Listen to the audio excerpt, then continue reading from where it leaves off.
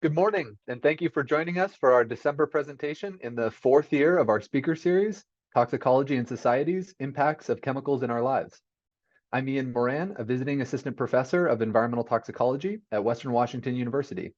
I'm joined by my co-hosts, Ruth Sofield, an environmental toxicology and chemistry professor, and Tracy Collier, a toxicologist who's retired from NOAA's Northwest Fishery Science Center and continues his work as a consultant. We would like to begin by acknowledging that we at Western Washington University are on the ancestral homelands of the Coast Salish peoples who have lived in the Salish Sea Basin throughout the San Juan Islands and the North Cascades watershed from time immemorial. Please join us in expressing our deepest respect and gratitude for our Indigenous neighbors, the Lummi Nation and Nooksack tribe, for their enduring care and protection of our shared lands and waterways. And now I'd like to go over a few logistics. We will save questions for the end of the presentation, but you can use the Q&A feature on your screen at any time. You will be muted throughout the presentation, so we will use this feature to interact.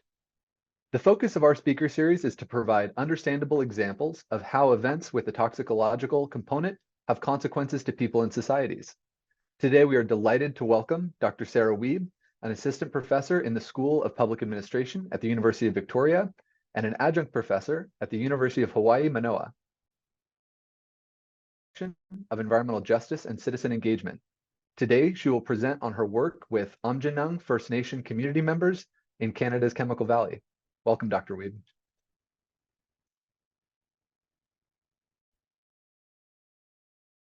Thank you so much for the warm welcome. It's great to be here. I will just get my slides going.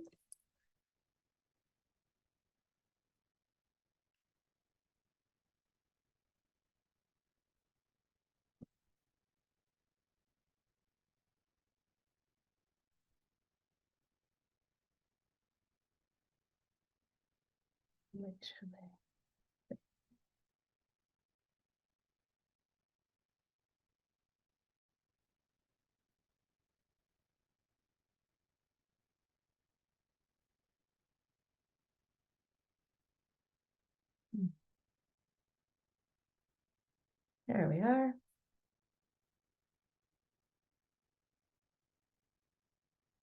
Wonderful. Well, thank you so much for the invitation to speak with everyone today. My name is Sarah Marie Wiebe. I use she, her pronouns. And as Ian mentioned, I'm an assistant professor in the School of Public Administration at the University of Victoria.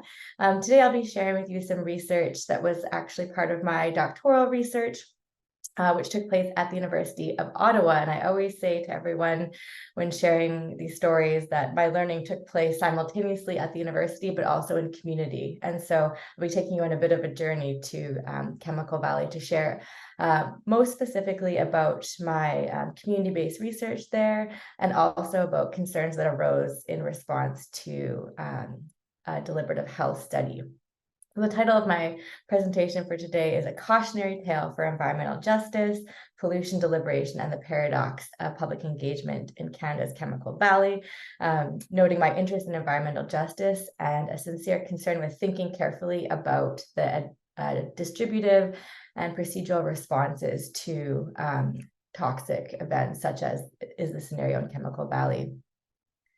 Today I'm calling in from unceded Lekwungen territory. The University of Victoria is situated on traditional territories for Lekwungen-speaking people, including Songhees, Esquimalt, and WSÁNEĆ nations. I grew up along the Salish Sea just outside of Vancouver, so I consider myself a very coastal person. I'm a non-Indigenous academic who grew up on unceded Tsleil-Waututh territory, which is just along the Burrard Inlet. You can see this map here. I believe this was actually a map provided by colleagues at the University of Western Washington to show some of the connections that we have across these lands and waters. So I was raised in unceded Coast Salish territory, left for my doctoral work, which was based in Ontario, Canada. Had some time at the University of Hawaii, where I'm still an adjunct professor, and I'm now back home here on the West Coast. So throughout that kind of long journey, I've really been focused on political ecology scholarship, but applied to the field of environmental justice. And really specifically, I'm interested now, as I'm working on a paper to update some of the research, is how can citizen voices and those who are most directly affected by toxic exposure, how can they influence policy outcomes and change? So we're presenting a bit of a critical take on one health study that took place in the Chemical Valley area. Now I'm based in a school of public administration, but as a trained political scientist, I'm always thinking about power relations and dynamics and authority, and really concerned with citizen voices and how those voices of those who are often more marginalized by mainstream policy processes, how they can have influence in decision-making and outcomes. So the place that I'm taking you today is Canada's Chemical Valley, which is located, as you can see on one of the maps here. It's located at the southernmost point of Lake Huron, so it's actually quite close to Michigan. Detroit's just a few hours away. So the city of Sarnia is where Canada's Chemical Valley is located. So there's a reserve there, the Aamjiwnaang Nation, which is completely surrounded by Canada's densest concentration of petrochemical and polymer refineries. So when I was a PhD student, it was back in 2010 when I first started working with the community as a research assistant. I had a position as an assistant to an environmental law professor who was building relationships with the community, and part of my work involved building relationships with young people and using arts-based practices to do so, for example, photo voice, and trying to build relationships between the youth council, and the environment committee. So the Aamjiwnaang Nation is a fairly small but very urban community. So it's located technically within the municipal boundaries of the city of Sarnia. You can see in the image here where the Lake Huron weaves into the St. Clair River, which makes its way south past the community. And then you can see in the map as well the location of many chemical refineries. And of course, these have changed over the years. Every multinational corporation has pretty well been in this area, ranging from Imperial to Shell to Suncor and so on, where residents can literally see these refineries outside their homes and their windows. So this research led to my book based on this PhD research, Everyday Exposure, Indigenous Mobilization and Environmental Justice in Canada's Chemical Valley. I was really interested to learn more about how community members felt about living in Chemical Valley, how they interacted with decision-making processes, and to look at the colonial legacy of policies and practices and how they influenced the community members, and also how they resisted and responded to these. So this is a picture here of a woman named Ada Lockridge. Now, Ada was the very first person that I met in Chemical Valley, and we met at a diner on Reserve called the Leaky Tank. And she took me on a toxic tour. And I often say to people when I advocate for a more sensing approach to policy that this toxic tour is a really vital form of connection and understanding and awareness.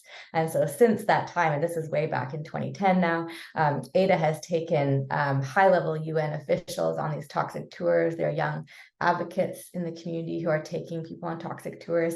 And these tours really take you around the community to show you sites of concern, of care, of harm, of resistance, of resurgence, of regeneration. And so the tour started for us at the Leaky Tank, which is a diner on Reserve with a sort of satirical name. And then it goes to places like where the community used to fish and where they don't fish anymore, or where people are still fishing, trying to sort of carry on. And the tour ends in the most harrowing of all places, which is the Reserve cemetery, which is completely surrounded by petrochemical refineries. And it's a place that you can't leave without feeling very stirred and rattled, where you can see the flares and the smokestacks, feel the vibrations and smell the toxins in the air. So I've written a little bit about this in a few places, as I'll mention in a moment. One of the most powerful ways of hearing Ada's story has been through various documentary films she's been involved in, lots of media coverage over the years, everything from Men's Health magazine to Chatelaine. Many of these publications cite mothers and activists like Ada Lockridge.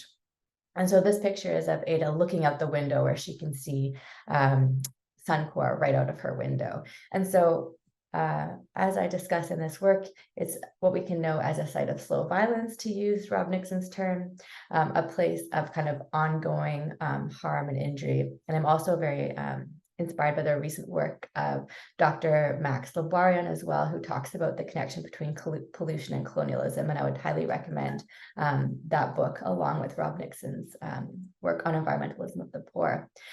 But I'm always really cautious when telling these stories to remind ourselves that it is important to draw attention to the darkness of colonialism and these ongoing forms of violence, but then also the brightness and the beauty of people's lives and their strength and their connection.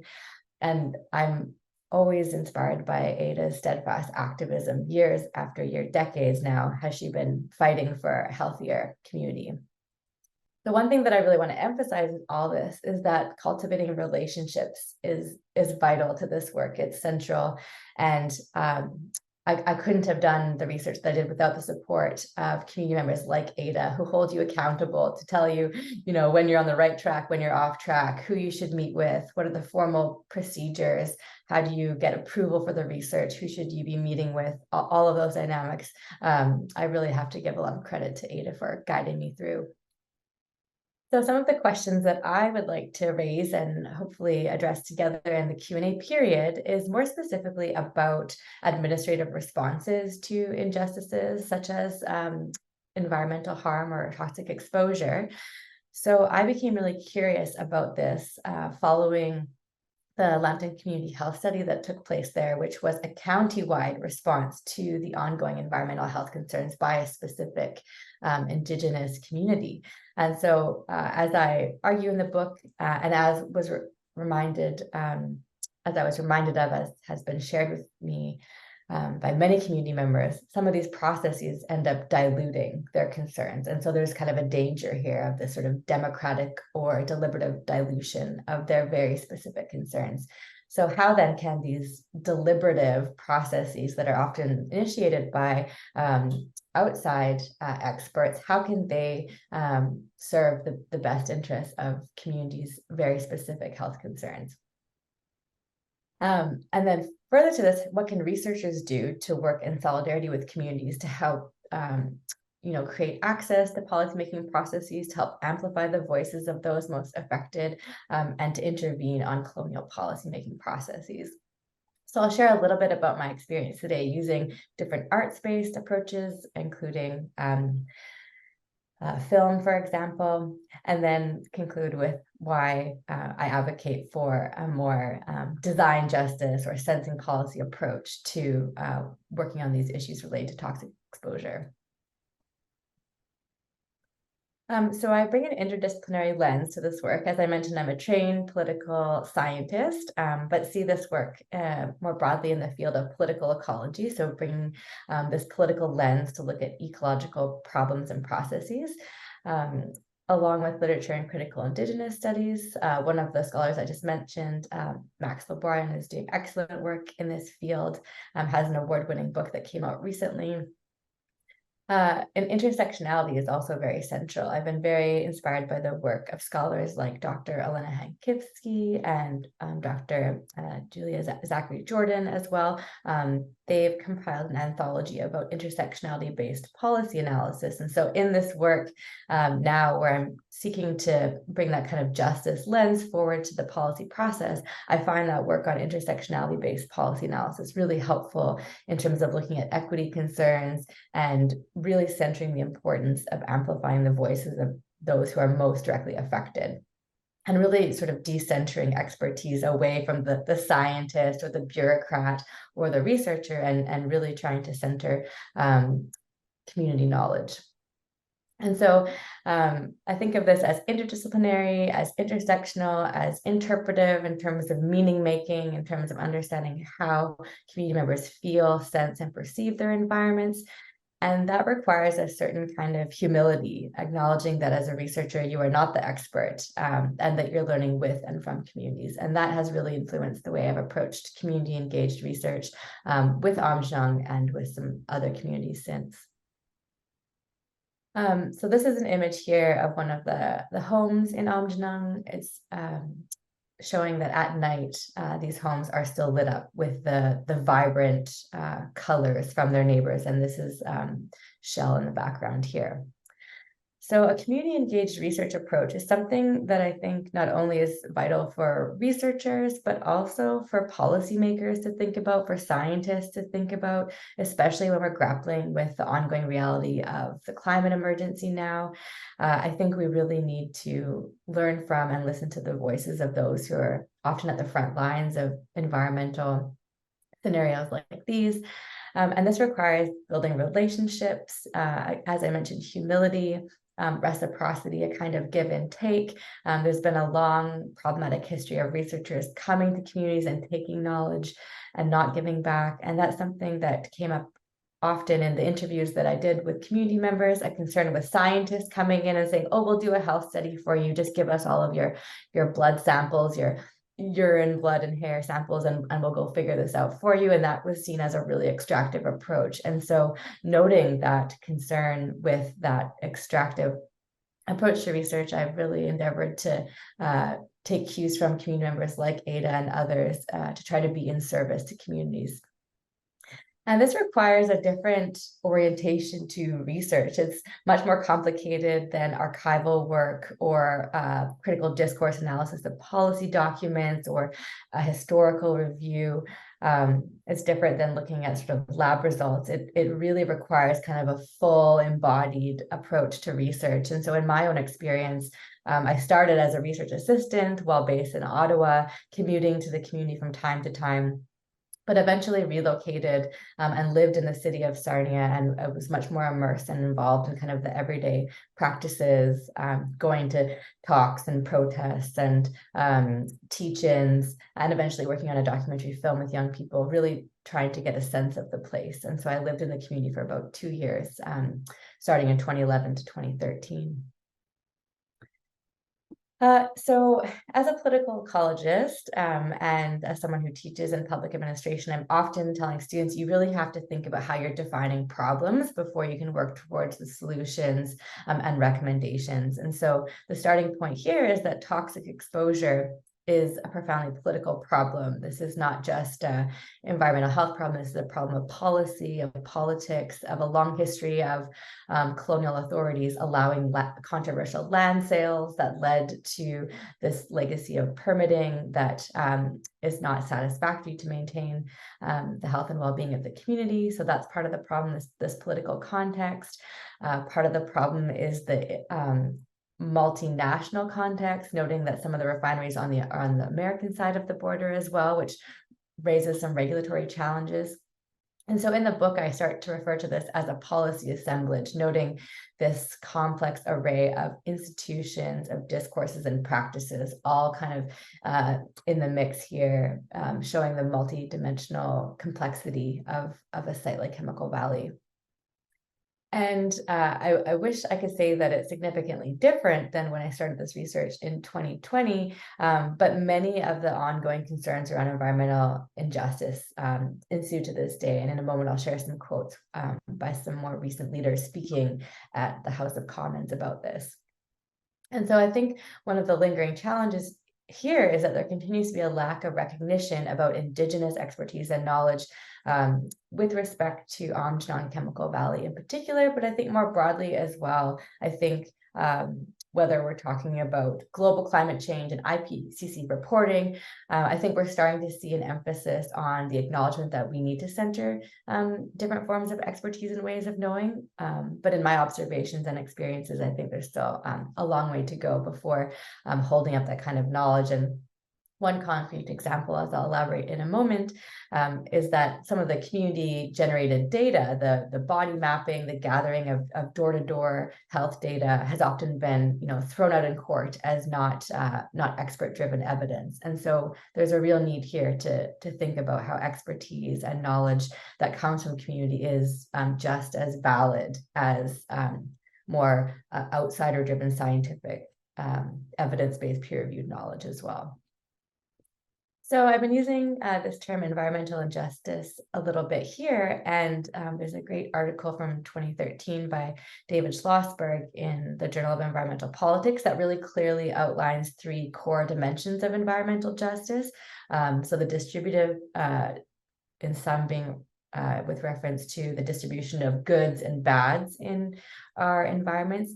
Second, the procedural, so the more kind of administrative responses, which is the focus of my current analysis, and then the discursive as well. And the discursive, I would say, was really a motivating factor for me in investigating this scenario for my doctoral research, which leads me to the concern with voices. So I did a discourse analysis of media and more elite representations of the community, and tried to sort of recalibrate that with focusing on citizen voices like Ada and others. So I see a link actually between the procedural and discursive dimensions, with a desire to kind of look for pathways where those stories, those narratives, those experiences of those living in places like Chemical Valley can interrupt and intervene back on the procedural injustices that are still taking place.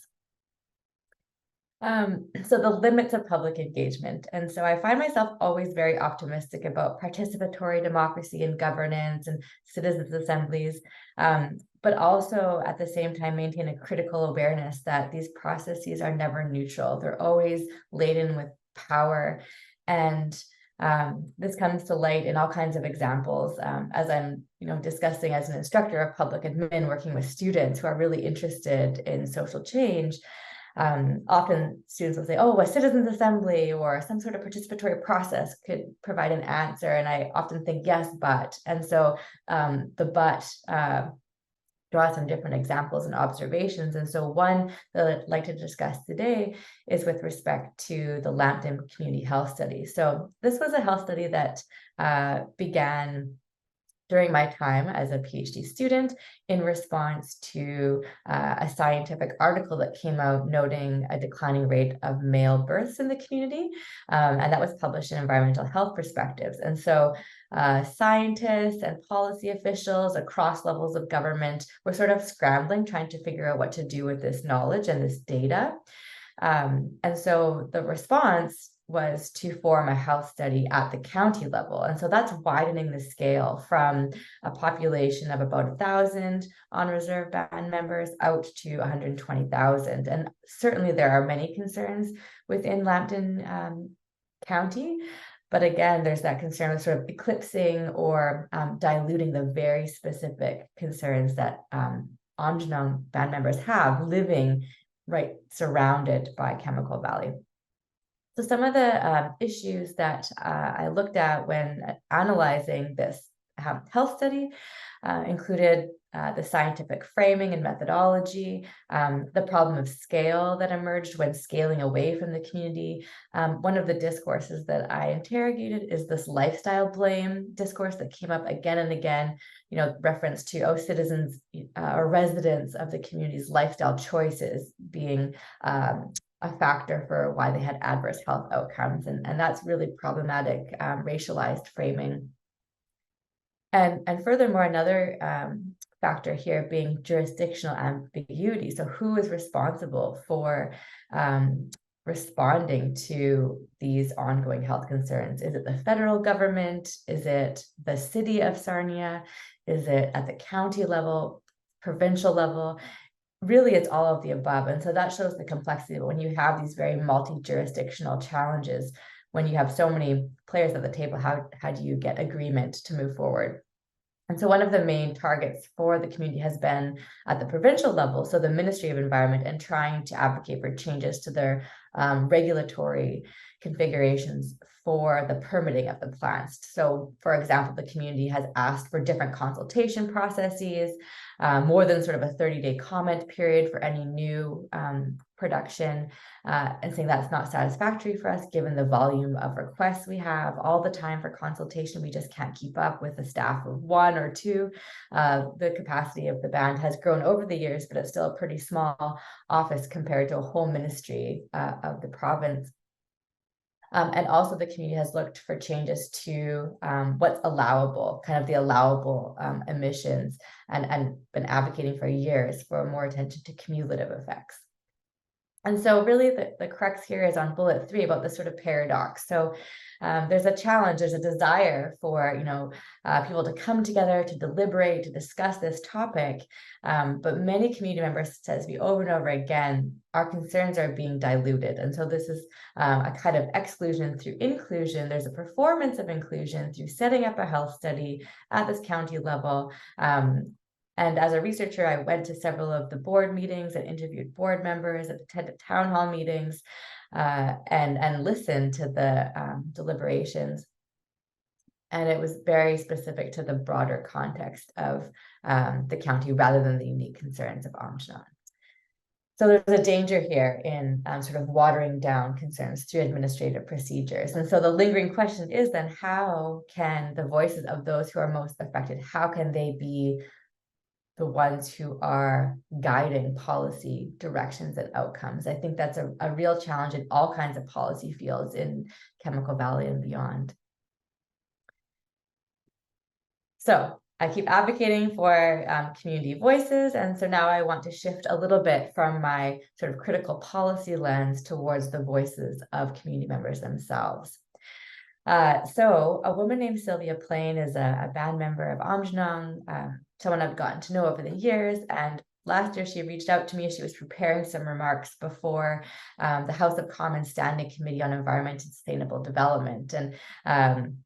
And I was, saddened and not surprised to know that many of the concerns are ongoing. And in her remarks, she talks about how children are born into this environment. And you can see here the quote by Sylvia, where she says, children are being born pre-polluted and continue to be exposed to crucial periods of their development. And so her words are really bringing the seriousness of the situation to the forefront. And so it's pretty incredible that, Sylvia was invited as a young leader from the community to come and be an expert and provide her testimony. And Sylvia is also a role model who's been a leading advocate for revitalizing canoe journeys along the Great Lakes. And so I like to center her voice and her words when talking about not only the ongoing concerns in the community, but also the kind of hopefulness for community connection and growth and flourishing. And again, going beyond that kind of doom and gloom story to highlight these moments of beauty and light as well. So as I mentioned earlier, a lot of the concern that arose was in response to a publication that came out in 2005. And so Ada Lockridge, along with some scientists, produced this study entitled Declining Sex Ratio in a First Nations Community. And when this study came out, it showed this concern around births in the community, and that led policymakers across levels of government to respond. And one of the outcomes was that Lambton Community Health Study. But moving forward, I think it's really important to look at what happens when communities have all of this data and have all this knowledge. So people like Sylvia, like Ada, they are often called on for their expertise, for their knowledge. But as I mentioned, there's also instances where their knowledge is thrown out in court as it's not seen as expert evidence, for example. So to give you a specific example of what I'm talking about, this is an image here of a body map. So Ada Lockridge with a team of researchers went door to door and gathered information about various health ailments, whether it's mental health or reproductive health, cardiovascular. All of those are represented by different colors on these body maps. And so these large-scale body maps were projected in a community center and used to highlight their concerns. And so when Ada and others show this evidence, it's often treated with kind of curiosity, speculation, and uncertainty on what do we do with this kind of knowledge. And so in the work that I do, I'm advocating for finding ways. I think policymakers need to be more imaginative and find ways to treat community knowledge as expertise and treat it on par as peer-reviewed evidence-based science. So we need to build these bridges. That's really, really important. And I think of others like Robin Wall-Kimmerer and others who, weave together science and Indigenous knowledge so well. And I think that policymakers have a lot to learn to listen to and to respect these kinds of knowledges.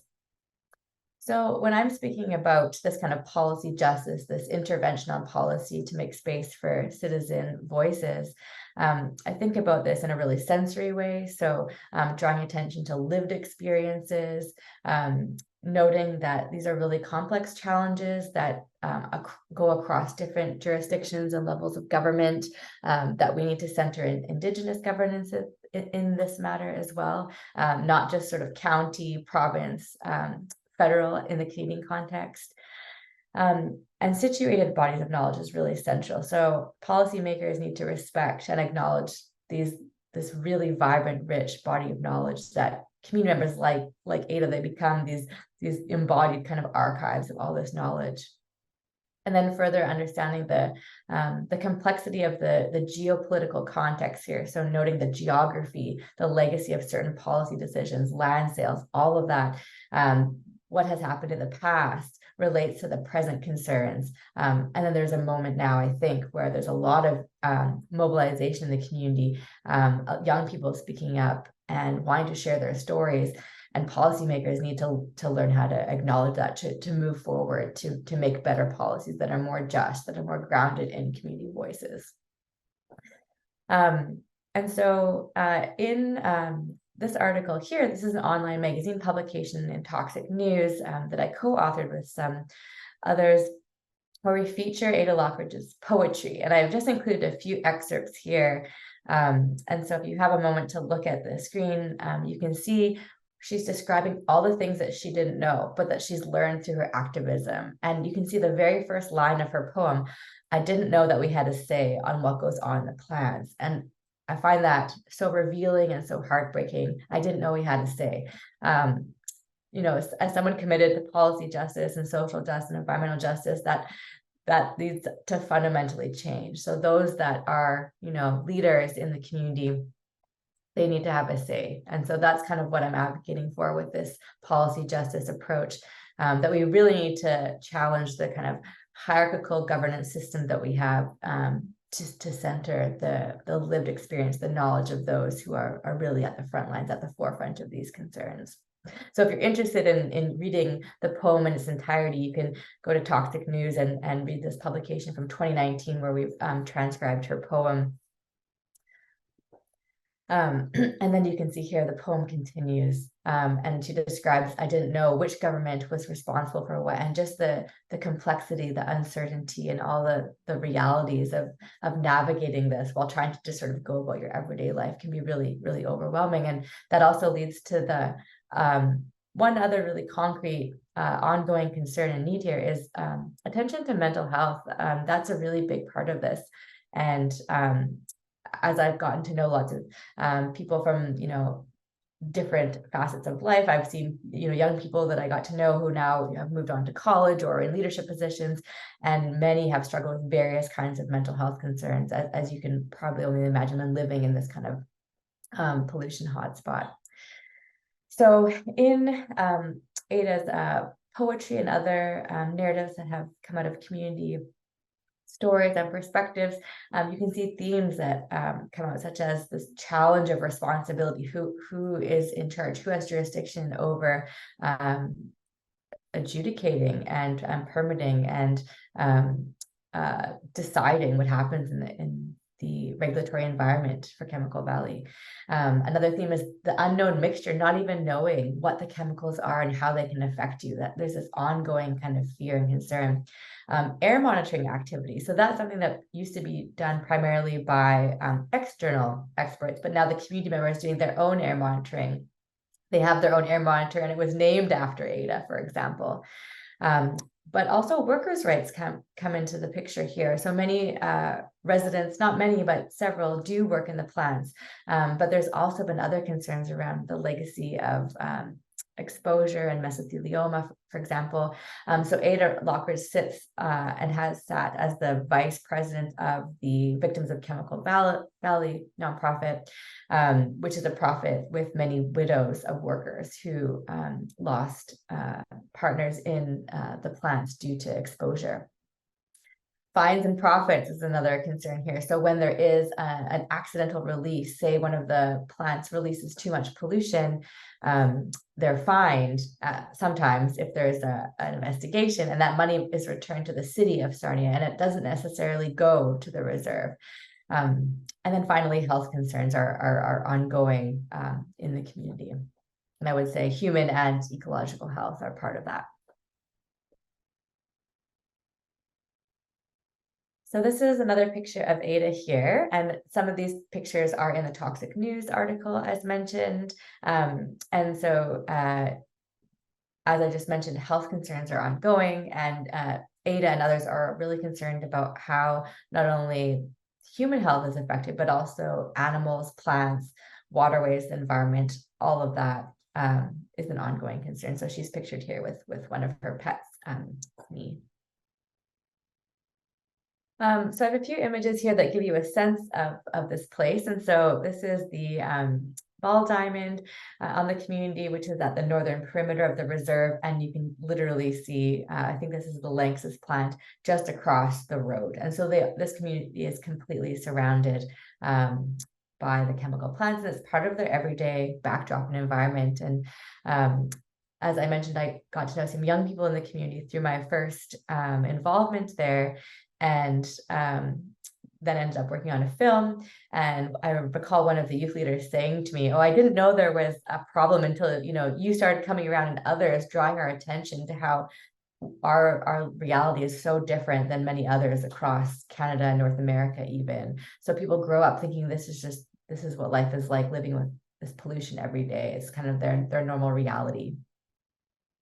So I mentioned film, and I wanted to highlight here just a few themes and highlights from working on a film. So I was approached by youth leaders towards the end of my PhD research. So I had finished my interviews and finished my analysis of the Lambton Community Health Study and was sort of getting ready to relocate back to Ottawa when some of the young people said, "Oh, we really want to work on a film. We want to share our perspective with our peers in high school and even more broadly." And so we raised some funds and co-produced a short film. Well, actually, it was not a short film, about 90 minutes, called Indian Givers. We put it on YouTube, but it's since taken down because we didn't have rights to some of the music. And Jake, who's depicted here, is now in film school and doing a revised film. And so initially, when we got together and made this film, the goal was to present it at the high school where Jake Rogers and his peers were attending. Actually, the high school is not there anymore. And so we met every day after school and did interviews and gathered footage. And then the concluding scene is Jake and one other young person dressed in traditional Anishinaabe regalia walking down the hallway of the school. And so that tone, I think, is really important to emphasize, because it's the conclusion, it's a moment of resurgence, but it's not necessarily a very satisfactory concluding moment of recognition or awareness. There's so much work to be done for the awareness of environmental injustice, of Indigenous culture. And I think non-Indigenous scholars like myself have a lot to do as well in terms of working in solidarity with communities to try to support avenues for storytelling and for creating space for these voices. And at the time, this would have been in 2011 when I was approached by Jake to work on this film. He was finding it really discouraging going to school because of racism. And so part of the intervention was about sharing knowledge about Anishinaabe culture and about the environment. And it was a really important kind of educational moment for him and for young people there. And so that inspired me to think more creatively about arts-based methods and what the tools of art, whether it's photography or filmmaking, how they can be conduits for this kind of knowledge. And then the lingering question I always have is, how can policymakers listen? I still see a huge gap here in terms of how do we learn from this knowledge and transform policy decisions? So that's what I'm really, really sort of passionate about moving forward. Okay, and so I want to wrap up my remarks today by emphasizing why I'm so committed to and inspired by the sort of co-creation process as a policy intervention. So I wish I had read this book when I was a PhD student, but in 2020, Dr. Sasha Costanza-Schock published a book called Design Justice, and I use this in my teaching now. And I love this quote from the preface, that design justice is an invitation to build a better world, a world where many worlds fit, including link worlds of collective liberation and ecological sustainability. And this quote, I think, is really inviting. It really speaks to the ethic of co-creation. It speaks to the significance of working with communities to define problems on their terms. And that's sometimes a challenge. I know as academics, we have to write grants and we frame the problem, but really a design justice approach is much more about working with communities to identify their problems, their questions, and then work together on responding to these and putting forward some recommendations sort of from the community up. Another source of information for me in this is a chapter in a book that I edited with my colleague in Creating Spaces of Engagement. The author or the chapter that I'm really taken by in particular is authored by Dr. Alana Katapan, who's a Canada Research Chair in the Politics of Reproduction. And her and her co-authors talk about radical policy futures, and what that means in a much more applied sense is about disrupting hierarchies of rule, of governance, and of power. And in many bureaucracies, Canada is no exception. We love our hierarchies, our org charts, our expertise at the top. And so this design justice, policy justice, co-creation ethic is much more oriented to disrupting those hierarchies and to centering diverse forms of knowledge and expertise. So as I move towards my conclusion before we open it up to some discussion, I just want to share a few concluding reflections and some lessons learned. So on the left here is an image, and this image is depicted in my book, Everyday Exposure, with a few photo essays by Laurence Boutet-Roch, many of whose images you see today. So Jake is a young leader from the community, now in film school, now making his own updated film. And he's standing there along with Vanessa and Bees Gray from the community, and they have a sign that says, "I am the future." And it's so vital, I think, as academics and researchers to create space for diverse voices, including elders, folks like Ada, but also young people like Jake and Vanessa and Bees Gray, who are collaborating with academics, are collaborating with filmmakers, are really trying to get their messages out. And so the call to action is really about listening. And now a theoretical lingering question that I have is always, what does radical listening look like? How can policymakers listen? That's so central. And so I am really inspired by the power of the arts to raise awareness, to draw attention to these ongoing concerns about how toxicity affects people's everyday lives. And that's a kind of polyphonic narrative ethic. There's a great book by Zimmerman and de Michiel, which talks about kind of open media and diverse forms of interactive storytelling. And I think that's really helpful again to not just look at, say, the chief of a community, for example, as the carrier of knowledge, but also the diversity of voices amongst elders, youth, women, queer folks from communities, and really trying to make space for that array of perspectives. And that's where the sort of intersectional lens comes in as well. Another thing about this research is it's often very emergent and unexpected. As academics, as scientists, as policymakers, we often have really rigid timelines, so we need to make decisions by. And my experience in communities has been that there's sometimes other more fluid timelines, and you really need to be adaptable. So that's a really important part of this kind of community engaged work, is being responsive, adaptable, and flexible. And then finally, that this work often implies an ongoing commitment. In my experience, working with Aamjiwnaang, that started back in 2010. So, over a decade later, I'm still speaking about these issues, wanting to raise awareness and center the voices of leaders like Sylvia, Ada, Jake, and others who are trying to draw attention to these stories in their own words, on their own terms. So that leads me to the end. Thank you so much for listening to what I had to share today. Thank you for the invitation. Please don't hesitate to stay in touch and keep connected. I have some of my contact information here, and I look forward to our Q&A. Fantastic. Well, thank you so much for a great presentation. That was really, really thought-provoking. We've got quite a few interesting questions that I'd like to dig into. So right off the bat, a few from the audience that I'd like to share. One question specifically was, you referenced the difficulties of jurisdictional responsibility / authority. Is there an Indigenous / tribal government involved? So that was the original question. And maybe if you'd like to kind of expand on some of these ideas around contested jurisdiction and how that manifested in the community that you worked with.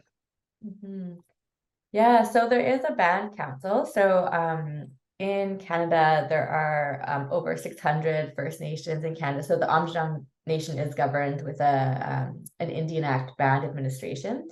And so that would be one of the main decision-making bodies. And then there's various committees and departments. So for example, Ada Lockridge was one of the founders of the Environment Department. That's an important part of the story as well.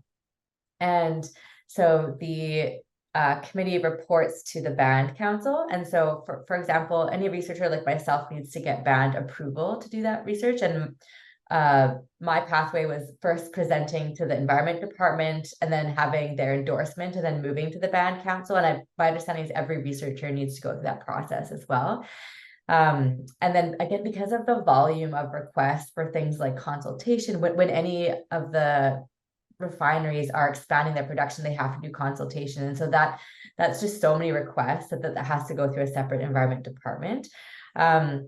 There is an Anishinaabe government. So there are a few layers of Indigenous governments who are involved. So it is very, very complex. So there's the band, there's the city of Sarnia, there's the county of Lambton, there's the province of British Columbia, there's the federal government, and then Health Canada, which now has transferred its services over to Indigenous services.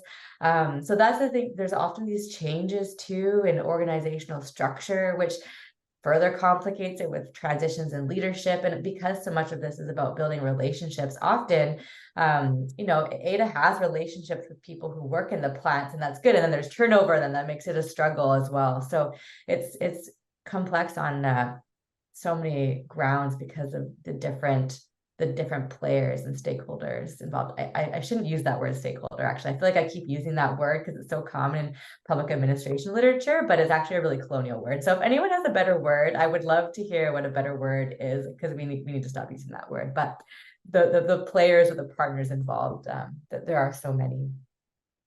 Yeah, that's a great point. One that I've heard promoted is interested and affected parties. I know the state of California is trying to move away from stakeholders, and that's one term they've adopted. I think there's reasons to be critical of lots of different terms, but that's one I've heard presented as an alternative. Another question that we got in the chat was, how much does language play a role in deconstructing or constructing and maintaining colonial practices / approaches to the environment? Yeah, I think language is huge. And I have been really inspired by kind of post-structural theory as a political scientist and thinker in an applied way. And I find that language and that kind of deconstruction is really helpful to a point. It kind of helps you understand the problem, diagnose the power relations of what's happening, but then it's sometimes less helpful for the action orientation of this kind of work. So for example, in doing kind of a critical discourse analysis, I've looked at different narratives like the lifestyle blame narrative, for example, and problematized that. But language is important for kind of reframing and reclaiming and restoring. And so I think language is absolutely vital to it and something that I'm sensitive to. And I know for the young people in the community too, like learning the Anishinaabe language is also something that not many of them grew up with, but that they're trying to revitalize. And while living there, I had the opportunity to participate in some language classes too. And that, like, those are kinds of the activities that really show your, I think, sincerity and commitment to places when you're willing to like be in classes with community and learn together. So I think that language is central in so many ways in terms of how places are framed, and but then also how they can be reframed. So that's why with my students, I spend a lot of time working on kind of problem definitions with them, and not let them get away with just like a short statement, that they really need to think about like what information is informing how they're framing policy problems. Mhm. Interesting. I guess another question that came up was sort of, in relation to listening to the concerns of community members and kind of expanding our definitions maybe around what effects are likely from toxic exposures. And specifically, you mentioned mental health. And so I wonder if you could share a little more about kind of what that looks like for someone living there, and how that might affect them, or may affect cultural practices. And maybe you could speak to kind of some of those experiences to inform folks like me that are traditional toxicologists that haven't spent a lot of time studying, how mental health could be affected by chemical exposures. I think that would be a really important area to take up further. And it's hard because it's so anecdotal. So for example, I met people who experience like schizophrenia and psychotic episodes, and young men, and years later I had moved away. I would be teaching and I would receive calls, like people struggling to get information, trying to understand, like, am I experiencing this because of the toxin, and just such a lack of understanding, and then not knowing like where to go for support. And it's quite sad to think like that I'm far away and I'm seen as someone that could be helpful, and I wish that I had more information and that we knew more as a society about the effects of toxins. And I know like mercury contamination is a really big concern there, and communities are wondering like, how does that affect my physical well-being? What am I consuming when I'm eating fish or like game from the land? Is that affecting my like mental health? But then just also the reality of like the sirens going off all the time, the sort of emotional toll of living in a context of always being on alert. I know, myself and many others might experience this with the climate emergency and these dramatic changes in weather. But I think it's a different thing when we're talking about kind of the everyday reality of living in a polluted hotspot, where you can see the smokestacks, you can smell the toxins, you can feel the vibrations, and it's not really feeling like a lot of policy change and action is taking place. There definitely are incremental responses, which are great, and a lot of community mobilization and activism and these partnerships. But I do really think the onus is on maybe perhaps two places. One being policymakers need to transform how they account for this sort of evidence, but maybe scientists too, doing that work in a good way. And I know there have been toxicologists that have worked with Aamjiwnaang over the years and done sort of that biological sampling in a much more community-based way. So going through those protocols, the community department, the band, and then and updating the community along the way. And that's part of it, is building in that collaborative approach to research. It goes a long way. It's not like the community didn't want to do the scientific studies. It's about the how it was done. They don't want people coming and saying, oh, here, we're going to give you a study. They want to be part of it. They want to have a say. So I think that's the transformative piece there. Mm-hmm. Really interesting. I think you kind of hit on a theme right at the end there about community engaged research and the ways that academics interact with these communities in a way that's kind of equitable and sharing ownership of the results and the process. And I guess that's something I've thought a lot about. And earlier in your talk, you mentioned sort of barriers to community engaged research in the structure of academic science in terms of funding cycles and kind of the demands on our time and the structures that make it difficult for us to apply these community engaged research methods. And so I'm curious, could you share maybe some examples of either existing or potential strategies to reduce those barriers? Like one thing that comes to mind was, National Science Foundation has a big emphasis on building ongoing relationships with community members, but a lot of the scientists that are doing this work in the Arctic reflect that, look, if they're gapped out of their funding cycle, they can't maintain these relationships. And so that's like a major challenge. So I'm wondering if you have kind of examples or potential strategies that we could implement to begin minimizing these barriers between academic science and community participatory research. Yeah, that's great to hear, because there are so many barriers and challenges. And I'm thinking I have a colleague who is based in the United Kingdom and is working in Canada with Inuit youth in Tuktoyaktuk who have concerns around relocation and impacts related to climate change up there. And I'm very impressed with the way that she's able to maintain those relationships despite the distance. And I think part of it is, I think having really like taking a lot of time to build relationships and set a clear foundation of what you want to achieve together. And I think if I think back on that project, if it's a 3-year grant cycle, like 1 year needs to be about getting to know each other and then co-designing your questions. And then when invited to speak at conferences, for example, like bringing community members with you and also allocating in the budget funding for community-based research. So hiring community scientists or hiring community research assistants and having them involved in your research team meetings and providing guidance and input. When I did the Chemical Valley research, I myself was a student, so I didn't yet have access to a lot of funding, but now as a professor, I have access to funding. So every kind of project that I do going forward always has those budget lines in for community research. And so shifting the budget back to the community to support their own capacity. And it's also a lot to expect of people's time if they're not compensated. I think that's a huge thing too. So community-based research is great, but it takes up a lot of time. And so you need to have a funded community-based research assistant, I think, to do this in a good way. And then looking to community members to have some input on like who to hire and how to recruit is really important too. So I think building that in, even to the funding application itself is really important. Mm-hmm.